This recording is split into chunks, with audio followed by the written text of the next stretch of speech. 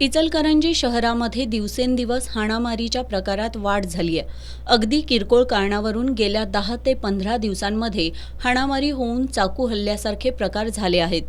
काल रात्रीच्या सुमारास शहरातील तीनबत्ती चौक परिसरामध्ये जुन्या वादातून आणि मैत्रिणीबरोबर का बोलतोस असा जाब विचारत इम्रान विजापुरे याला तिघांनी मारहाण केली.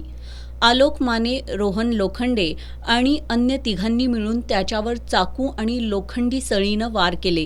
यामध्ये इम्रान विजापुरे हा गंभीर जखमी झालाय. त्याची प्रकृती चिंताजनक असल्यानं त्याला सांगली येथील सरकारी रुग्णालयात उपचारांसाठी पाठवण्यात आलंय. या हल्ल्यानंतर आरोपींनी तिथून पळ काढला. या घटनेची माहिती मिळताच शिवाजीनगर पोलिसांनी तीनबत्ती चौक परिसरामध्ये येऊन घटनेची माहिती घेतली. या प्रकरणी शिवाजीनगर पोलीस ठाण्यामध्ये आलोक माने, रोहन लोखंडे आणि अन्य अनोळखी 3 अशा एकूण 5 जणांवर गुन्हा दाखल करण्यात आलाय.